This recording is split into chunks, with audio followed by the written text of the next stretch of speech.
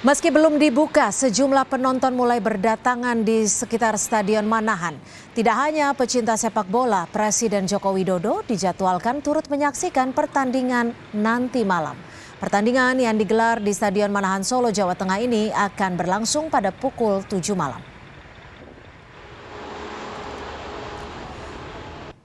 Lantas seperti apa euforia penonton jelang pertandingan Indonesia melawan Turkmenistan? Kita tanyakan langsung ke jurnalis Kompas TV, sudah ada Widi Nugroho dari Stadion Manahan Solo, Jawa Tengah. Widi, saat laga melawan Taiwan tiket habis terjual. Lalu bagaimana dengan hari ini? Apakah malam ini stadion juga akan dipenuhi oleh pendukung timnas, Widi? Ya, Cynthia dan saudara, tentu saja penonton timnas Indonesia dalam hal ini warga di sekitar Solo Raya tentunya akan berdatangan ke stadion. Pada saat melawan Taiwan kemarin ada 14.000 penonton yang memadati Stadion Manahan karena memang tiket tidak dijual 100% dari kapasitas, yaitu 20.000 penonton. Dan diperkirakan juga pada hari ini sama, yaitu akan dipadati oleh timnas atau supporter timnas Indonesia karena memang tiket yang sudah dijual beberapa hari kemarin sudah habis. Dan antusiasme warga memang cukup tinggi, walaupun belajar dari pengalaman kemarin bahwa pintu atau gate dibuka pada pukul 6 sehingga mereka datang nantinya diperkirakan mulai pukul 17 atau pukul 5 sore baru akan memadati di sekitar lokasi Stadion Manahan ini.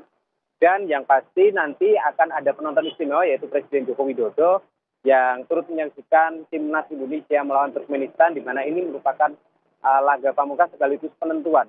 Jika imbang atau menang, Indonesia lolos. Namun jika sebaliknya, maka Turkmenistan lah yang akan lolos ke Qatar 2024. Ya.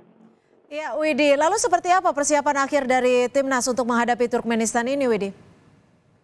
Ya, Cynthia, kemarin malam kedua tim sama-sama melakukan latihan akhir Indonesia di Stadion Sriwedari, sementara Turkmenistan di lapangan Banyuanyar.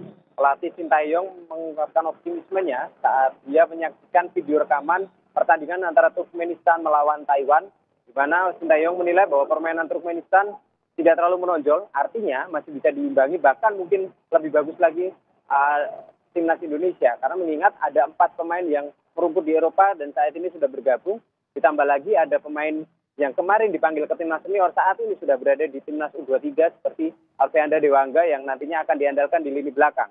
Apalagi lini depan Indonesia cukup menakutkan dengan Rafael Struijk dan juga Ramadan Sananta yang sama-sama haus gol dan sudah membuktikan gacornya mereka di depan gawang lawan selama pertandingan untuk timnas Indonesia selama ini. Cynthia. Baik, terima kasih Widi Nugroho, jurnalis Kompas TV melaporkan langsung dari Stadion Manahan Solo, Jawa Tengah.